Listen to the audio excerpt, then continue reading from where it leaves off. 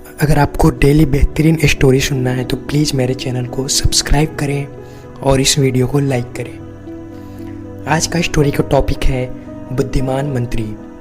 एक बार की बात है, एक रियासत के मंत्री ने राजा को अपनी बेटी के विवाह समारोह में निमंत्रित किया। जब राजा अपने परिवार के साथ विवाह समारोह में पहुंचा, तो मंत्री उन्हें सम्मानपूर्वक विशिष्ट आसन पर बैठाने ले गए। तो मंत्री यह देखकर बहुत लज्जित हुआ कि सफाई कर्मी वहां बैठा हुआ था। उसने सफाई कर्मी को सभी के सामने वहां से उठा फेंका और उसे बहुत डांटा। सफाई कर्मी ने बहुत अपमानित महसूस किया और बदला लेने की योजना बनाने लगा। अगले दिन सुबह जब वह राजा का कच्छ साफ कर रहा था, तभी वह जानबूझकर बड़बड़ाया। राजा कितने नादान हैं, उन्हें यह पता ही नहीं कि रानी और मंत्री के बीच क्या चल रहा है। राजा आधी नींद में था। यह क्या बकवास कर रहे हो, उसने पूछा। महाराज, मैं पूरी रात सो नहीं पाया तो मैं नींद में बड़बड़ा रहा था, सफाई कर्मी जवाब में बोला।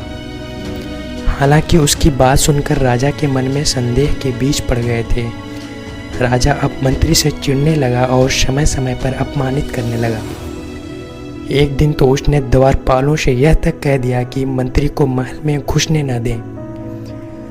मंत्री राजा के व्यवहार से बहुत चकित था, लेकिन कुछ विचार करने के बाद उसे समझ में आ गया कि सफाई कर्मी ही इसके लिए जिम्मेदार हो सकता है।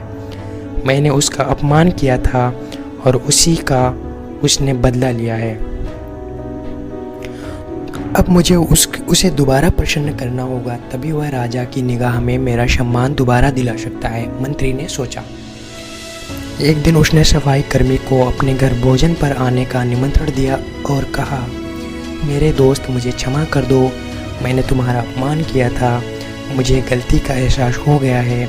इन सुंदर कपड़ों को उपहार के रूप में ग्रहण करो, चलो मेरे साथ भोजन करो। सफाई कर्मी प्रसन्न हो गया। वह सोचने लगा, मंत्री तो अच्छा आदमी है, मैंने ही उस दिन गलती कर दी थी।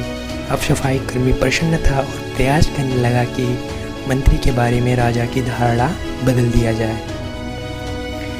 एक बार जब राजा के कक्ष में सो रहा था, तब वह बड़बड़ाने लगा, अरे राजा का तो दासी के साथ प्रेम संबंध है, बड़ी लज्जा की बात है।